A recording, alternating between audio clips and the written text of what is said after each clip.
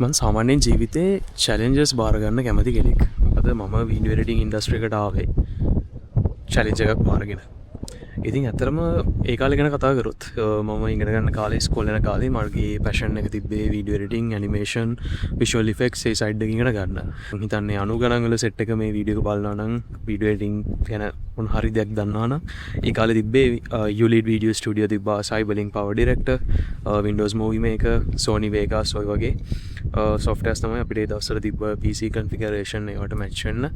ඒ කාලේ පොඩ්ඩක් hype එකේ තිබ්බ software ටික තමයි ඒ ටික. ඉතින් අද කාලේ වගේ සයිට් එකට ගිහිල්ලා ඩවුන්ලෝඩ් කරන්න බෑ.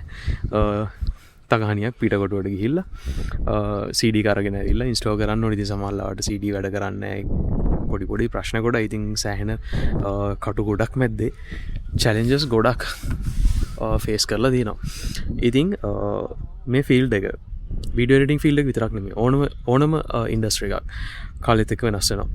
ඉතින් අද අපිට හැමදේම ඊසි කියලා හිතන කාලෙකට අපි දැන් ඇවිල්ලා තියෙනවා. මොකද සමහරවිට දැන් තියෙන AI ටෙක්නොලොජිස් එක අපි ඉස්සර සෑහෙන ටයිම් එකක් වේස්ට් කරලා කරපු වැඩ අද බොහොම සරල ප්‍රොම්ප්ට් එකකින් කරගන්න පුළුවන් තැනට අද වෙදිපත් වෙලා තියෙනවා. ඉතින් අපි කවදාවත් හිතන්න හොඳ නැති දෙයක් තමයි අපි හැමදේම දන්නවා කියලා. අන්න ඒක තමයි අපිට වැරදෙන පොයින්ට් එක.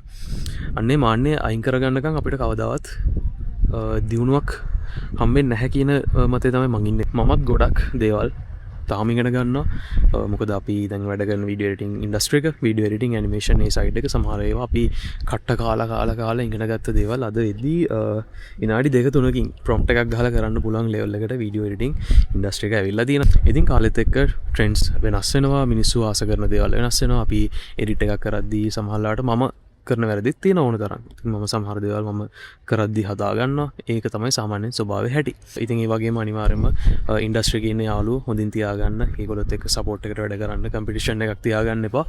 ඉතින් ඒ රීසන් එකත් එක්ක තමයි ඉතින් මම හිතාගත්තේ අතරම සමහරවිට මම මගේ දේවල්ට හදාගන්න පොඩි දේවල් මම කමියුනිටි එකත් එක්ක ෂෙයා කරනවා. ඉතින් ඒ වගේ දැන් ඉස්සරහට ඔයාලට බලාගන්න පුළුවන් මගේ සබ්ටයිටල් වලට මම හදපු පොඩි ටූල් එකක් තියෙනවා. ඉතින් ඒක මම ෆ්‍රී ඉස්සරහට මගේ පෝර්ට්ෆෝලියෝ සයිට් එකේ ඔයාලට ෆ්‍රී ලොන්ච් කරනවා. ඕන කෙනෙක්ට ඇවිල්ලා ඇක්සස් කරන්න පුළුවන්. ඉතින් මේවා ඇත්තටම අර පර්ෆෙක්ට්ලි සෙල් කරන්න බලන් හදන ටූල් සොෆ්ට්වෙයාර්ස් නෙමෙයි. ඉතින් ඇත්තටම මේ වෙබ් ඇප්ලිකේෂන් එකක් විතර හැදුවේ. මගේ වැඩ ටික මට කරගන්න ඕනේ. ඉතින් ඔයාලටත් මොන හරි වැඩක් එකකින් ගන්න පුළුවන් නම් ඔයාලට ඒක ඕපන්. මම තව ටික දවසකින් ඒකේ ටියුටෝරියල් එකත් එක්ක ඒකේ ෆ්‍රී ඇක්සස් මගේ සයිට් එකේ ඔයාලට ලොන්ච් කරනවා. ඉතින් ඒකත් එක්ක හම්බෙමු ඊළඟ වීඩියෝ එකකින්. ඉස්සරහට දිගටම වීඩියෝස් දාන්න බලාපොරොත්තු වෙමින් ඉන්නවා.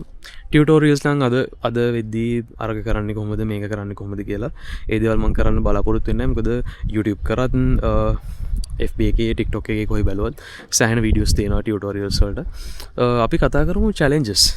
සමහරවිට ඔයාලා වැඩේ කරන්න ඕන ටූල් එක හැමදේම ටෙක්නික් එකේ දේ හැමදේම දන්නවා. හැබැයි චැලෙන්ජ් එකක් ආවම හිර වෙනවා. මේක ටියුටෝරියල් එකේ මෙහෙම තිබ්බා. හැබැයි මේක මෙතන ඇප්ලයි කරද්දි මෙහෙම පොඩි ප්‍රශ්නයක් එනවා.